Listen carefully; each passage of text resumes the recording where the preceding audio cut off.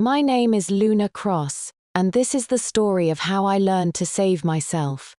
I waited 17 hours outside the intensive care unit. Dean and Sage never came. When the nurse asked where my family was, I told her they were overseas. She stared at me in disbelief. At a time like this, it was Mr. Thompson, a fellow patient, and his wife who stayed with me through those endless hours of the night. They barely knew me, yet they cared for me with more tenderness than my own biological parents ever had. 6 months later, when I could finally get out of bed, a text message popped up on my phone from Sage. Your brother needs $600,000 for his business venture. You should have the money. Transfer it immediately. I responded with 8 words. The phone exploded with calls almost instantly. The lights in the intensive care unit had been burning bright for 17 straight hours. The digital clock at the end of the corridor displayed red numbers that seemed to pulse like a pair of watching eyes. Feeling as though my own blood was counting down, drop by drop. The nurse emerged for the 3rd time, her footsteps hurried and purposeful. She glanced at me with questioning eyes. Where is your family? My throat felt like sandpaper, my voice barely a whisper. They are overseas, she paused, her brow furrowing. At a time like this, I forced a weak smile, lacking the strength to explain. What was there to explain, really? That I had called the ambulance myself when acute gastric perforation caused massive internal bleeding. That in the ambulance, using my last moments of consciousness, I had dialed Sage's number, only to hear it ring endlessly.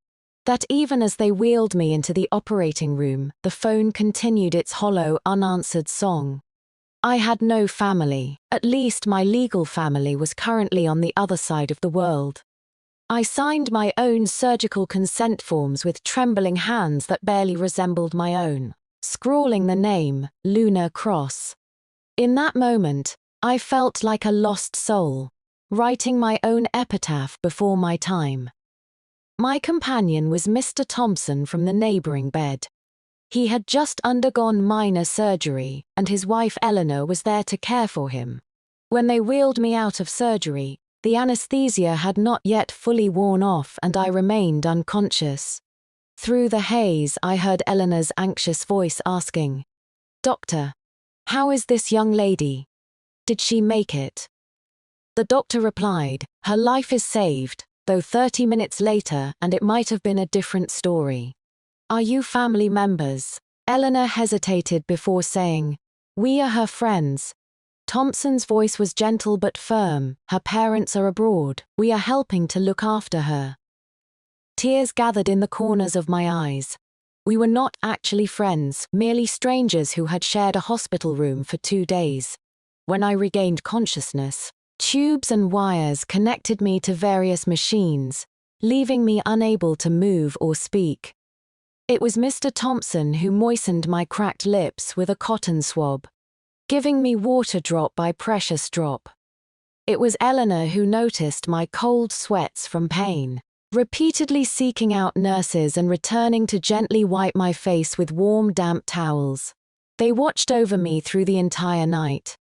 Dean and Sage never came. Not a single phone call, not one text message. Later, when a nurse helped charge my phone, I turned it on to find my messaging apps completely empty. In my call history, there was only that one outgoing call I had made, marked in bright red like a fresh wound. I stared at that unanswered call symbol and found myself laughing. The surgical scar on my chest, the drainage tube in my stomach, none of it hurt as much as the hollow ache in my heart. Thompson saw me lying there with tears streaming down my face and assumed it was physical pain. He sighed deeply.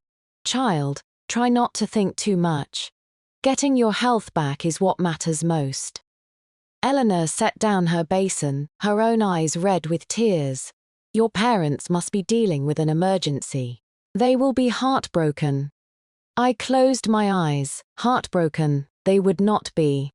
Their hearts had long ago been given to someone else. I was merely a tool to be remembered when needed and forgotten when convenient.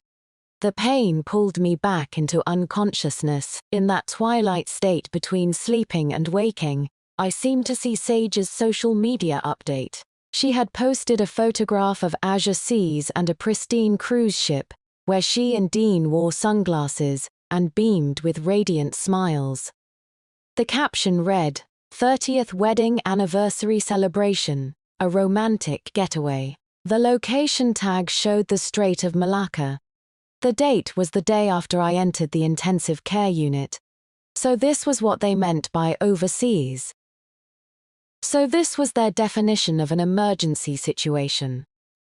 My stomach churned violently, the drainage tube responding with sharp movements that sent waves of agony through me, jolting me fully awake. I stared at the ceiling, my tears finally dried up. Perhaps it was better this way. Once you stop caring, the pain stops too. 6 months had passed, I could finally walk again. The doctor said my recovery was nothing short of miraculous. Only I knew what lay behind that miracle. It was dragging myself along walls each day. My legs shaking like leaves with every step. It was sipping spoonfuls of porridge while my stomach burned like fire. It was biting my pillow during sleepless nights, leaving teeth marks in the fabric. Most of all, it was the unwavering devotion of the Thompson family, who brought me beef bone soup and fish broth every single day for 6 months. After my discharge, I rented a small apartment near them. Eleanor visited regularly, constantly worrying that I had grown too thin, always encouraging me to eat more. Thompson was a man of few words, but each time he visited, he quietly checked my gas connections and replaced any burnt-out light bulbs. They never mentioned Dean and Sage, and neither did I. Some things are better left buried than spoken aloud. I found a less demanding job. Though the salary was lower, it covered my living expenses. I had not touched a single dollar of the money in my savings account. $600,000. It represented 5 years of relentless work. The down payment I had planned to use for my own small house. A place where I would never again live a nomadic existence. Now, this money had become both my lifeline and the foundation of my independence. On this particular afternoon, sunlight streamed warmly through my windows.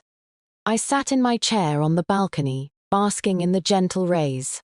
My phone vibrated. Thinking it was a work message, I picked it up and felt my heart clench as if gripped by an invisible hand. It was Sage.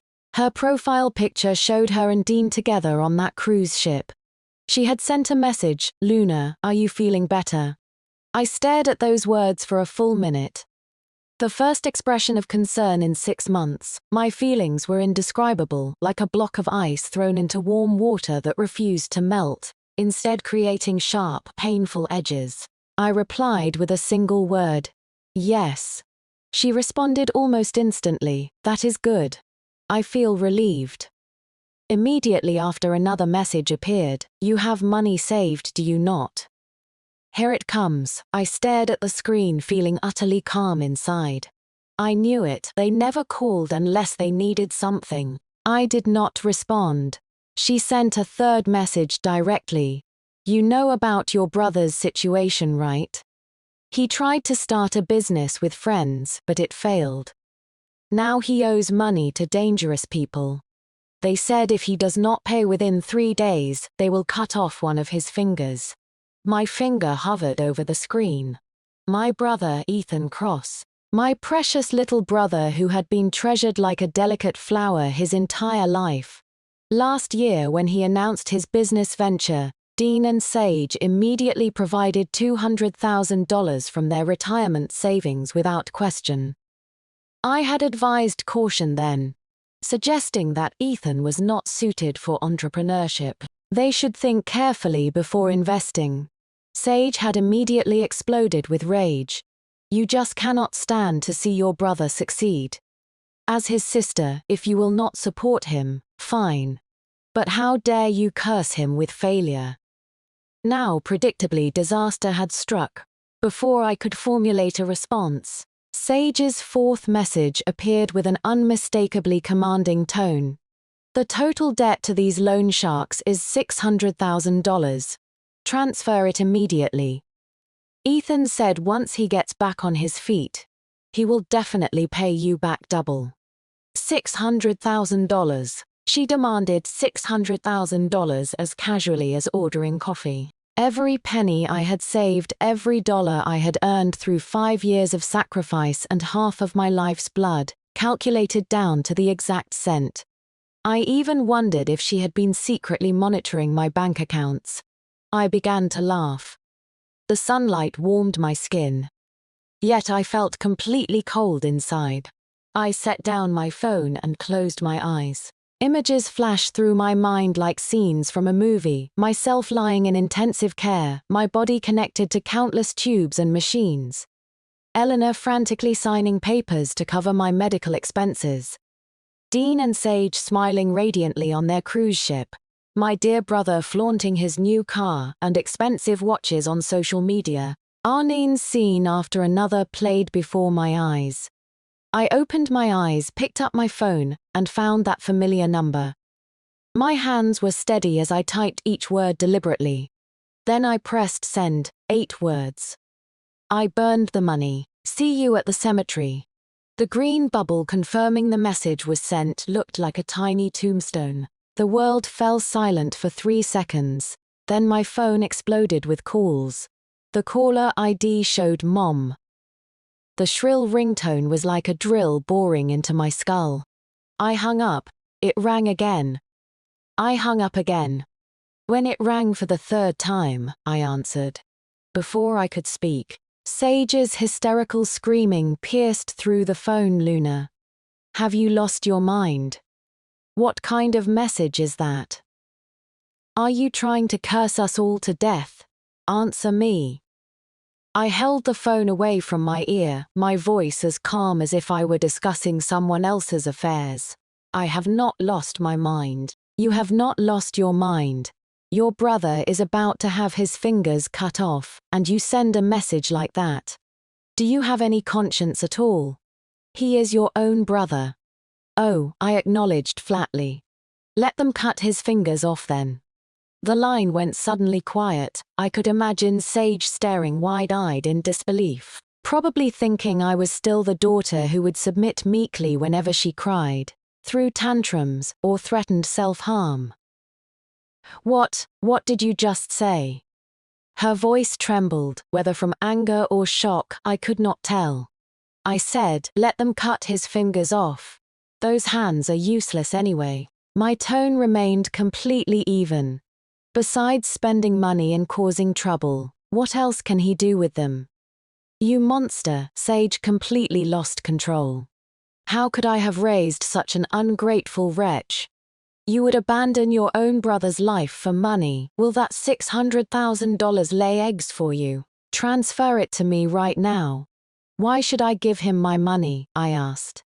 Because I am your mother, he is your brother. Every dollar you have spent came from us. Now that the family is in crisis, you should contribute.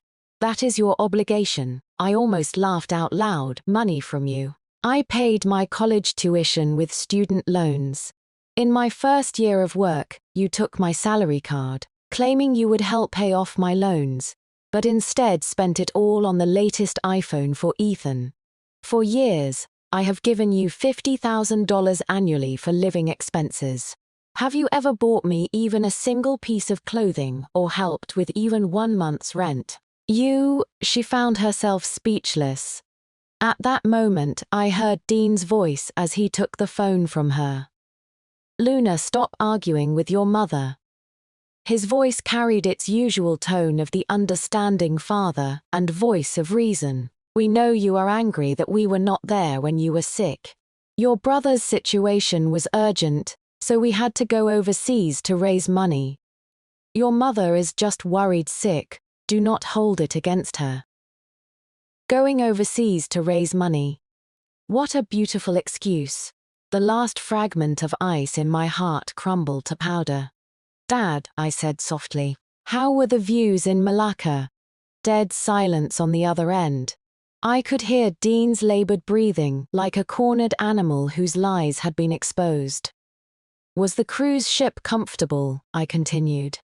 How was that seafood feast you posted about? How do you know about that? Dean's composure finally cracked. Not only do I know about that, I also know you used the $50,000 I gave you last year for living expenses. I stated the facts I had memorized long ago, word by word. You took your daughter's emergency money to pay your son's gambling debts, and now you are asking for her life savings to fill that bottomless pit. Dad, tell me, who exactly is the monster here? We were. Do not bother explaining. I cut him off. There is no money, not one penny, and stop calling me. Luna, Dean's voice suddenly rose, taking on a threatening edge. If you dare abandon your brother, we will cause a scene at your workplace. We will take you to court. We will sue you for abandonment. Go ahead, I said calmly. I would actually like everyone to see how you have treated your daughter. Remember to bring those cruise photos and Ethan's debt papers. Make sure your evidence is thorough. Without giving him another chance to speak, I hung up and immediately blocked the number. The entire sequence was smooth and decisive. I watched my phone screen go dark and exhaled a long breath that had been trapped in my chest for 6 months. That suffocating resentment finally dissipated. I thought the world had grown quiet, but it was merely the brief calm before a devastating storm. Blocking numbers and silencing notifications was just self-deception. Like covering my ears. What was coming could not be avoided. The next morning, I was awakened by thunderous pounding on my door. The sound was urgent and relentless, carrying the determination to break down the door if necessary, making the thin wood tremble with each blow. I remained motionless, staring at the ceiling. I knew they had come. From my hometown to this city, the fastest flight took 6 hours. They must have left overnight, timing their arrival perfectly for when I would be getting up.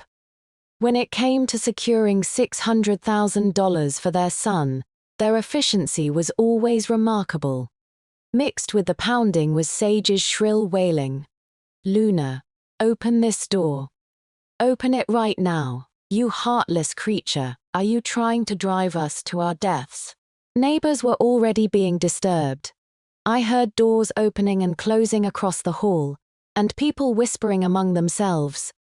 My old apartment building had virtually no soundproofing, so Sage's outburst could probably be heard by half the floor.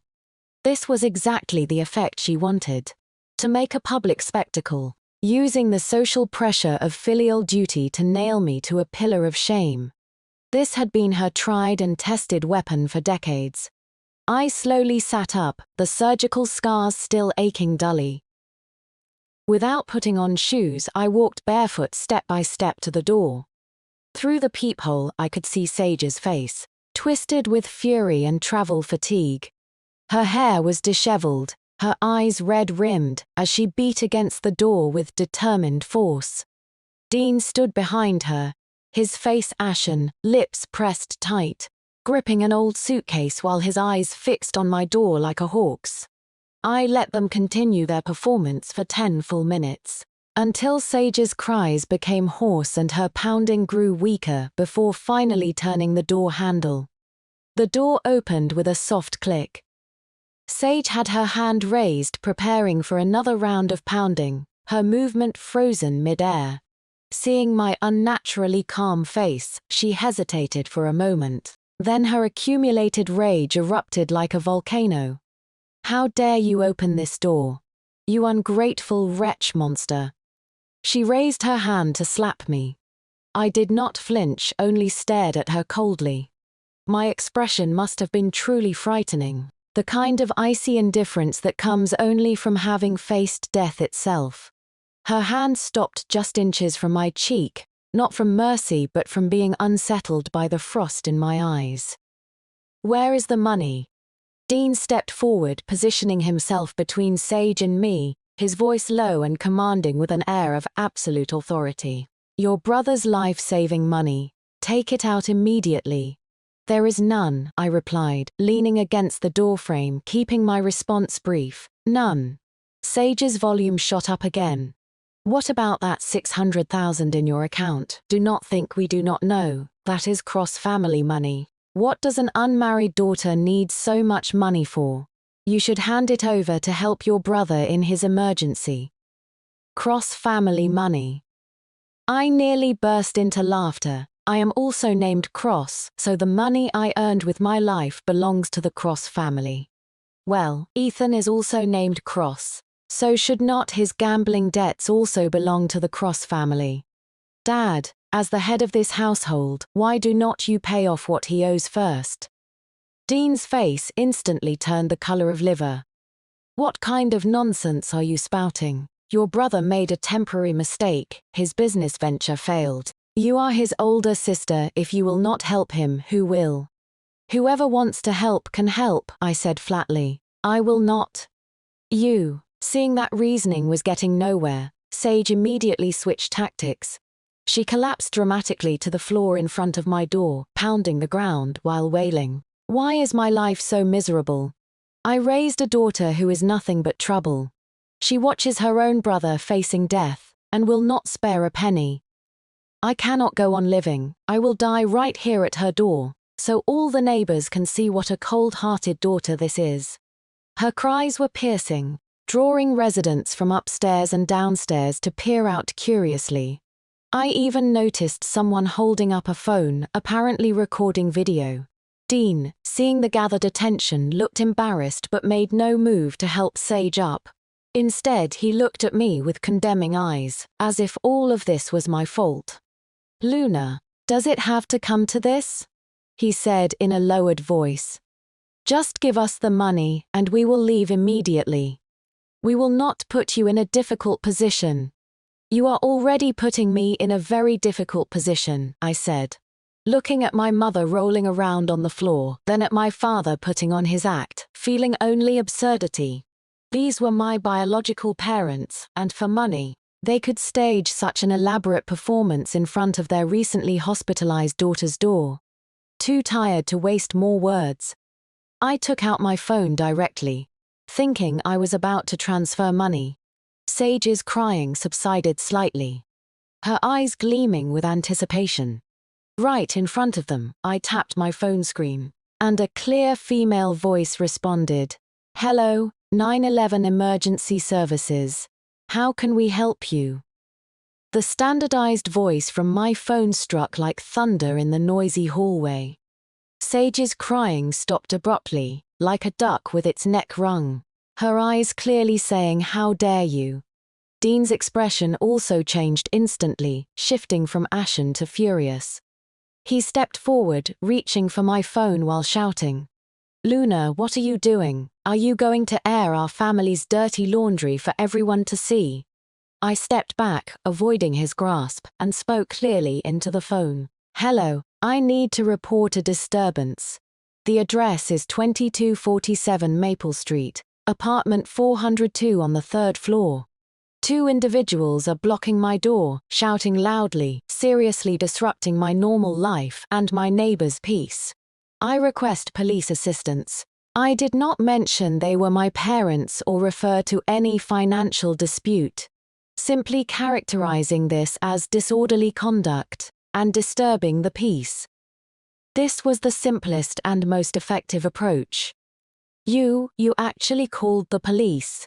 Sage finally struggled to her feet, pointing at my nose, trembling with rage. "We are your parents. You called police on us. You will face divine punishment. Better than being driven to death by you," I replied calmly, then said to the operator.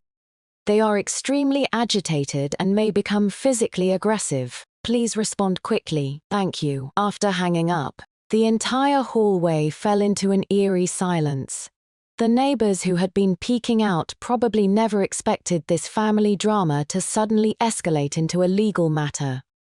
They retreated somewhat but left their doors cracked open, clearly not wanting to miss the upcoming spectacle. Just as tensions reached their peak, a familiar and warm voice came from the stairwell.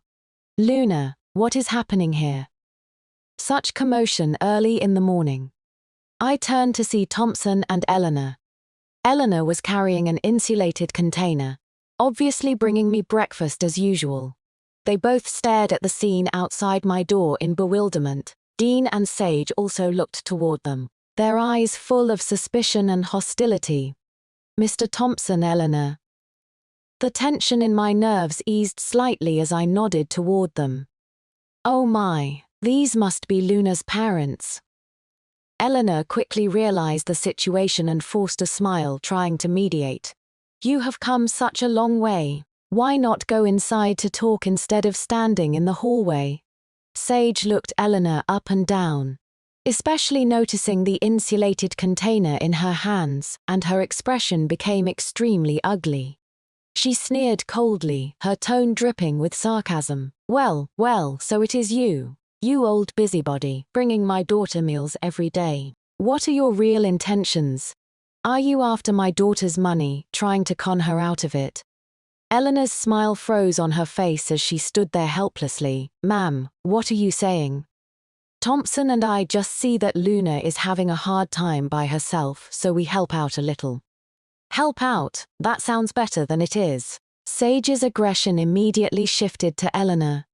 Let me tell you. This is our family business, and it is not your place to interfere. I know exactly what you are up to. Stop pretending to be so caring and get lost. The verbal abuse was crude and harsh. Eleanor, who had lived an honest and decent life, had never endured such pointed humiliation. Her eyes immediately reddened. Thompson usually had a good temper, but he could not stand listening to this. He pulled Eleanor behind him and said sternly to Dean, Mr. Cross, we should talk civilly. How can you attack people like this? Luna was hospitalized recently and nearly lost her life when her parents were not here. We as neighbors helped out a bit. Is that wrong, neighbors? Dean snorted coldly, his gaze contemptuous. You were certainly attentive when my daughter was in the hospital. Did you investigate beforehand and find out she has money? You two working together probably planned this long ago to scheme after our Cross family's assets, right? This malicious accusation completely destroyed Eleanor's psychological defenses. She trembled with anger, pointing at Dean and Sage. Unable to speak for several moments, tears streaming down her face. Watching the Thompsons suffer this injustice hurt me more than being insulted myself. They had been my only light in desperation, like second parents to me. Now, my so-called biological parents were throwing mud at them with the most vicious language possible. A chill ran from the soles of my feet straight to the top of my head. The last trace of hope I had harbored that perhaps they were just temporarily confused was utterly extinguished. I took a deep breath, walked over to Eleanor, gently patted her back, then looked directly at Dean and Sage, saying each word distinctly, apologized to them. What? Sage acted as if she had heard the most ridiculous thing in the world. You want me to apologize to them? Luna, did the hospital damage your brain? How can you turn against your own family to this extent? I will say it once more. My voice was not loud, but everyone in the hallway heard it clearly. Apologize to the people I respect most. Mr. Thompson and Eleanor. At that moment, urgent footsteps came from downstairs, and two uniformed police officers appeared at the top of the stairs. Who called the police? What happened here? The arrival of the police was like pouring cold water into boiling oil, instantly making the atmosphere even more complex and tense. When Dean and Sage saw the officers, rather than backing down, they acted as if reinforcements had arrived. Sage immediately sat back down on the floor, slapping her thighs while her wailing became 3 times louder than before. Officers, you must help us. This unfilial daughter is trying to drive us both to our deaths. Dean also stepped forward immediately, his face full of righteous indignation as he pointed at me and began his accusation. Officers, your timing is perfect. This is my daughter. We raised her with such hardship, and now her brother is in trouble, desperately needing money to save his life. She clearly has the money but refuses to help. We came to plead with her, and she actually called police on us. Where is the justice in this world? They worked in perfect coordination, turning black into white, portraying themselves as a poor couple driven to desperation by an unfilial daughter. Anyone who did not know the truth might really believe I had committed some unforgivable crime. An older officer looked at me, then at Sage on the ground, furrowing his brow, clearly finding this family dispute troublesome. He turned to me with a reasonably polite tone. Are you the person involved? Are they your parents? My expression remaining calm. Officer, I called the police not because of a family dispute, but because they have been making loud disturbances outside my door for an extended period, and have verbally attacked and insulted these two neighbors, seriously disrupting public order. I pointed to Eleanor, whose eyes were still red, and Thompson, whose face was grim, and continued, I recently had major surgery and am still recovering. Their behavior constitutes serious harassment. I request that you make them leave my residence. My statement was calm and objective, focusing only on facts without emotional appeals. This formed a stark contrast to Dean and Sage's hysterical performance. The younger officer approached the Thompson couple and spoke with them quietly. Thompson repeated what Sage had said to insult them. After hearing this, the young officer's expression also grew serious. The older officer cleared his throat and addressed Dean and Sage. Enough crying and carrying on. If you have family conflicts, you can sit down and discuss them properly, or go to community services for mediation.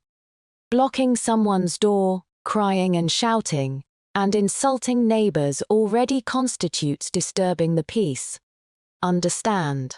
She forced us to this, Sage protested loudly. If she will not give us the money, we are not leaving. We will stay here today. This is her home, and she has the right to decide whether to let you in. If you continue this unreasonable behavior, we will have to take you back to the station according to law. The older officer's tone became stern. Do you want to come have coffee with us, or will you leave on your own? Your choice. Officer, you cannot do this, we are her parents. Dean still tried to argue. Before the law, no one is special. The older officer remained unmoved. You have 5 minutes to leave this area immediately. Seeing the officer's firm stance, Dean and Sage finally realized that their tantrum tactics would not work with law enforcement. They exchanged glances, their eyes full of resentment and malice. Dean glared at me fiercely, grinding out a few words through clenched teeth. Luna, fine, very good. You are really something. Sage got up from the floor, dusted off her clothes, walked up to me, lowered her voice to a level only we could hear, and said venomously, You think calling the police means we have no other options? I am telling you, this is not over. If you will not let your brother have peace, you will not have peace either. We have plenty of ways to deal with you, just wait. After saying this, they reluctantly went down the stairs under the officer's watchful eyes. The hallway finally returned to quiet. Eleanor sighed deeply, looking at me with concern. Luna, what can we do about this? Looking at your parents' attitude, they certainly will not give up. Eleanor, thank you both. And I am sorry you had to endure that humiliation. I sincerely apologized. Silly child, do not say such things. Thompson waved his hand. Get inside quickly and call us if anything happens. After seeing off the Thompsons and the police, I closed the door and leaned against it, feeling completely drained. This was not victory. I knew clearly this was only the beginning of war. I returned to my room and picked up my phone. Sure enough, the screen showed dozens of missed calls from different unknown numbers. Then a text message appeared. The sender was an unfamiliar phone number, but the content made me feel as if I had fallen into an ice cave. Luna, you bitch. So you want to play hardball, huh?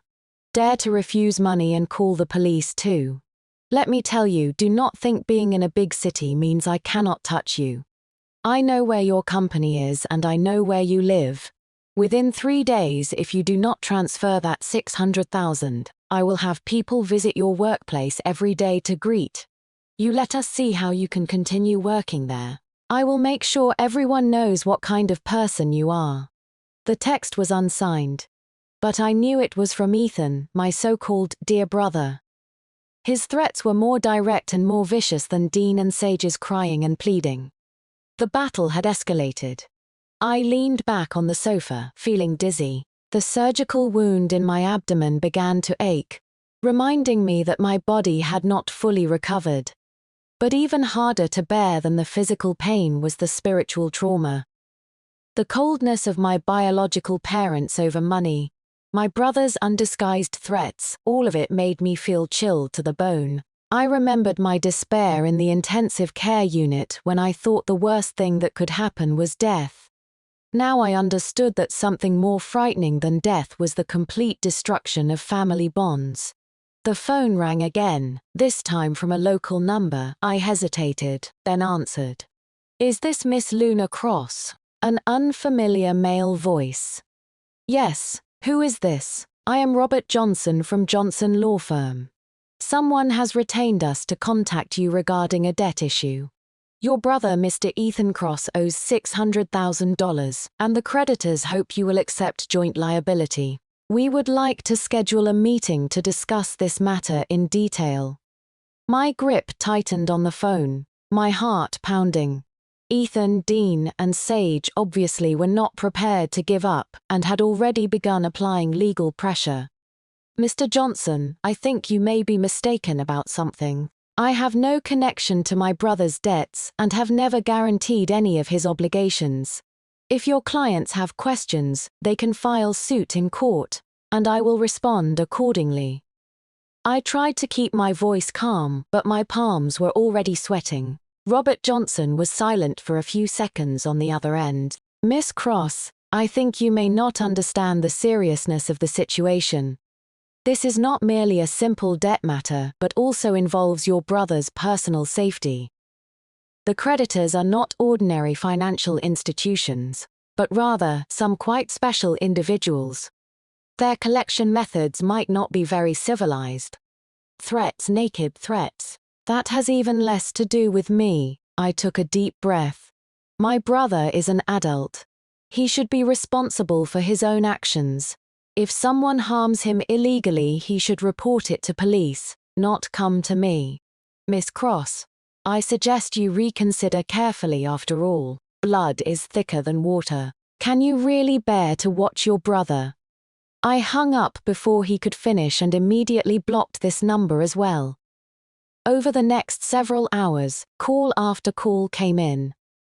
Some claimed to be Ethan's friends, some said they represented creditors, and others did not identify themselves at all. Starting immediately with threats and intimidation. I hung up on each one and blocked every number, but new ones kept appearing endlessly. By afternoon, I was exhausted. Then the doorbell rang. Through the peephole, I saw a young Asian woman in professional attire, carrying a briefcase. I did not open the door, asking through it. "Who are you, Miss Cross?" "I am Jennifer Kim, a reporter with the Western City News. I would like to interview you about your brother's situation." Media. They had actually contacted the media. "I have nothing to say," I refused. "Miss Cross, according to our information, your brother faces massive debts from a failed business venture and now faces mortal danger. Yet you, as his sister, refuse to help. As a person in a position of influence—" "I am not a person of influence," I interrupted. "But you hold a senior position at a well-known local tech company with a substantial salary. Your cold attitude has attracted considerable attention. We want to hear your explanation." I leaned against the door, feeling waves of despair. They had already begun investigating my personal information and even contacted media outlets. This was no longer simply an internal family financial dispute, but a premeditated public relations war. Jennifer Kim continued outside my door. "Miss Cross, we have already contacted your parents and brother, and they are all willing to be interviewed. If you remain silent, the public will only hear one side of the story. This could damage your reputation." I took a deep breath and spoke. You may report my words exactly. Ethan Cross is an adult. He should bear the consequences of his choices. I owe him nothing and will not pay his debts. If people think this is cold, that is their right. But I also have the right to protect my property and my life. After saying this, I ignored Jennifer Kim's continued knocking and calling outside my door. Night fell, and the world finally grew quiet. But I knew this was only temporary calm. Tomorrow, or the day after, an even fiercer storm would arrive. I sat by the window looking at the distant city lights. 6 months ago, I thought I was the least important member of this family.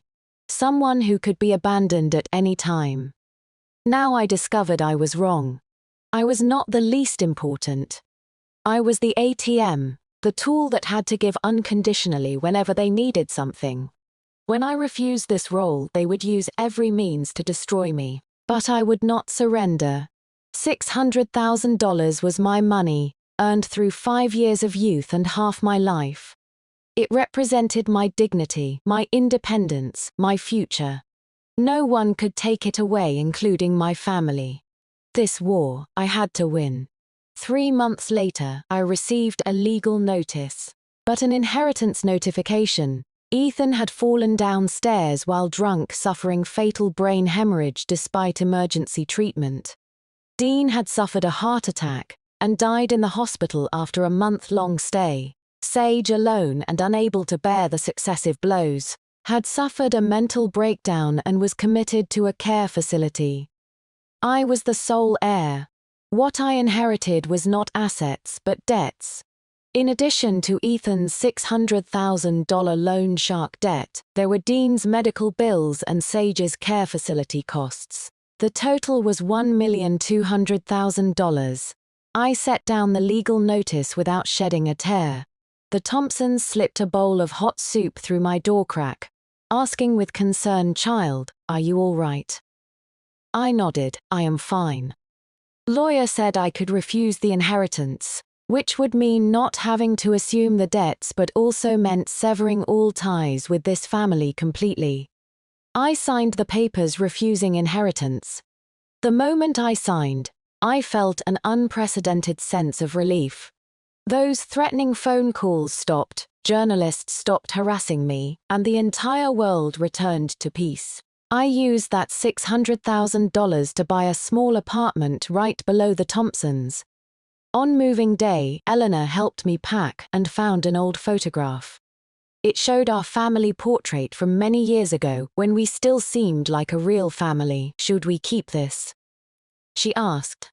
I looked at it briefly and shook my head. She tore up the photograph and threw it in the trash. My new home's balcony faced south, receiving abundant sunlight every day.